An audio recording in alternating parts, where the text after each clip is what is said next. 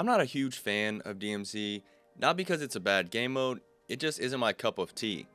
But when I seen what was coming in the bundles catered towards DMZ as well as some of the leaks of what will be in future bundles, I knew the community was going to be pissed.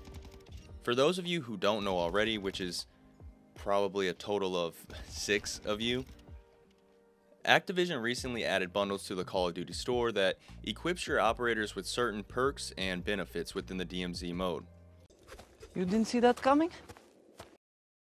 For example, in the classic Ghost Pack, you start off with a 2-play armor vest, you have an ensured weapon cooldown reduction, and also an additional operator slot. Now, people seen this and went crazy, like rioting Walmarts, buying all the toilet paper, crazy. And I get it. DMZ is supposed to be in a beta type of foundation, and they're already trying to pry as much money from the fans as possible. The reason I think they chose this game mode to start implementing these blatantly obvious reaches for cash, though, is because they really aren't pay to win. Are you serious right now, bro?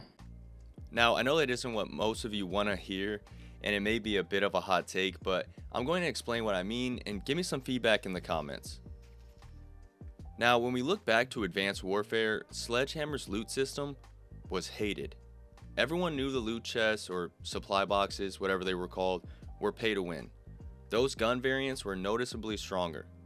If you had the Bal 27 and you went up against the Obsidian Steed version, you were dead. That thing melted, and that was far from the only weapon or variant that dominated that game. There was that one Tommy gun looking sub that I can't remember what the name of it is right now, but that was another variant that absolutely shredded.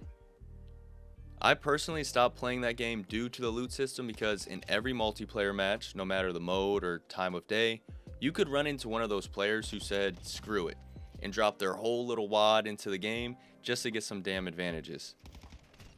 This DMZ situation is different. It's actually, in my opinion, more devious because it's sneaky. It's hidden. It's in a game mode that's more focused around PvE and not PvP. So the chances of these perks and benefits harming other players' experiences are much lower than if they were implemented into core multiplayer. Does that make sense? Am I making sense? Do you understand the words that are coming out of my mouth? They're dancing around the pay to win stigma because a lot of these perks and items you can actually get very early in game.